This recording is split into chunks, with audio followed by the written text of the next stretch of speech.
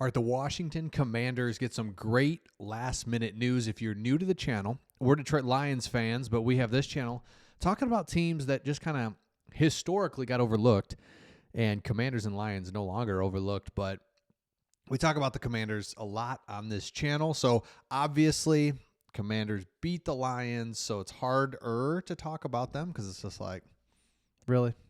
Because we did. If you've been watching our channel, we've supported the Commanders. Just like, man, we're basically talking about how no one's talking about them. We think they're going to be good. Of course, they come in and beat the Lions, and we're going to talk about that as well here in just a second. But really good last-minute news. We're gonna break it down. Here it is, and there's a couple different things, so stay with me on this. But this is an article from the Eagles, and the Eagles are like, here's some reasons why we should be a little bit concerned. Of course, Jayden Daniels, we'll get back to that. So much has been made about him, and he's what drives everything. But Scary Terry, hold on, let me get to it right here. Here we go.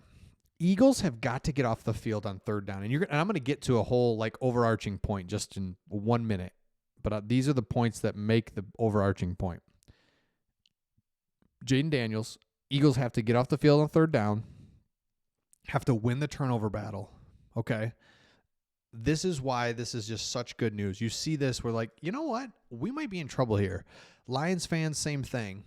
Why? Because the Commanders, because of those things we just mentioned, are a perfect playoff team.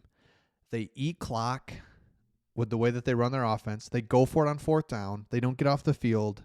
And if they can get one turnover, they're going to win. That's not true. But you know what I'm saying? It just feels like, oh my gosh, there it was. They got the one turnover they needed. They're going to milk clock. They're going to defensively just not make mistakes, make you go the long haul. That's huge. So you combine that with this news right here, the final injury report comes out. And if you want to be successful this time of year, you just generally have to be healthy. You can't expect every single guy to be perfect. Of course not. But you just generally have to be healthy. So you look at it. Bobby Wagner, couple rest days, and he's going to go and he's going to play. Zach Ertz, rest day, but he's going to play. Look at all your guys. Farrell's going to go. You've only got, Marshawn Lattimore is just resting. Darren Payne would be the one that's like, shoot, would love to have you. Other than that, you're good to go. So you're good to go there, and you're just going to be. And we'll get to it more about the formula to win, and it's like it's there. One other thing, really quick. I don't know if you saw this, but I think it's worth noting. NFC East news is that the Dallas Cowboys are promoting offensive coordinator Brian Schottenheimer to head coach. We'll see how that pans out. But it's like, okay, it's all about coaching. You've seen it. We saw it with Dan Campbell, what he's done. You see it with your coach, what he's done. Coaching matters, and so to have another coach in your division that's like, again, we'll see, but it's like, oh, that doesn't scare me. I love that. So, again, Commanders just keep getting good news, but here's the formula from an outsider's perspective that's like, it's how it's done. It's how you do it, is Jayden Daniels just kind of keeps moving forward no matter what. Against the Lions, he made... Honestly, I can think of 2 mistakes. And I don't that mistakes is too strong of a word. Just like he had an incomplete pass, so a guy that was kind of open, that was kind of behind him, and he dropped it. And then he could have gone up the field, and instead he went out of bounds just to preserve his health, which again, that's not even a mistake, but I'm saying he plays nearly perfect because he's enabled to do that, number one. Number two, when you're never in a negative play and constantly kind of moving forward and running the ball, now it's 2nd and 8. Most teams shoot, it's 2nd and 8. The Commanders we have 3 plays to get 8 yards. So let's do this little play action. Am I going to keep it, give it? Nope, I'm not. RPO, throw for 6 yards. Now it's, you guys know. It's 3rd and 2. The entire playbook, what do we want to do? It's 3rd and 2.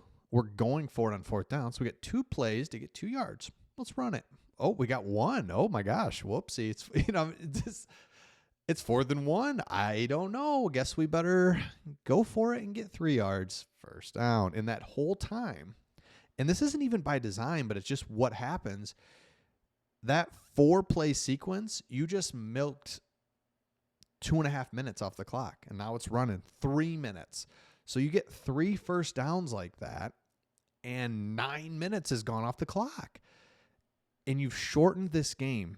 And so what happens is, in the Commanders, they keep playing like this. Next year, they'll be the favorite and have some more pressure on them, but they're the ones that are playing these playoff games and just kind of like, I don't know. Let's just get to the 4th quarter, and we're going to kind of be in this. And against the Lions, of course, they had it in the bag. But it's like, against the Eagles, we'll just see what happens in the 4th quarter. See you guys there. That's what it feels like.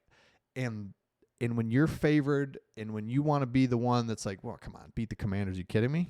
It's like you start getting tight, pressure. The Commanders find ways to win. So against the Lions, they did that consistently down inside the 10. 2 yards, 3 yards, 1 yard, 4th down. And what happened there was the Lions were stopping them, ultimately not stopping them. And what happened was 3, 4 extra minutes bled off the clock. And it wasn't even about, it was just about the Commanders saying, we don't care and want to like win the game here in the 2nd quarter. But what we want to do is just make the 2nd quarter evaporate. Halftime's here, 3rd quarter's gone. Whoops, now we're in the 4th quarter. That's the formula, and it just works so well in the playoffs. That's one thing in the regular season. That's a great formula, but it is the formula for every team and what every team wants to do in the playoffs. It's cold weather, hold on to the ball, bleed clock. So, again, injuries are good, and you've got the other team recognizing, oh, shoot, Jayden Daniels, what he can do. And then again, this is the big part that I think gets overlooked, is that the Commanders' defense is well coached. Look, we don't have the premier players defensively. Okay, again, this is from an outsider's perspective. You just don't. So what do? We coach it correctly. We're going to play it smart. We're not going to take crazy chances. We're going to let Bobby Wagner run the defense. We're going to keep things in front of us. And then when we get our opportunity, we'll get the interception. We'll make the plays. We've got enough players. It's not like they don't have good players, but I'm saying it's not like your star-studded defense, elite defense. It's just, nope.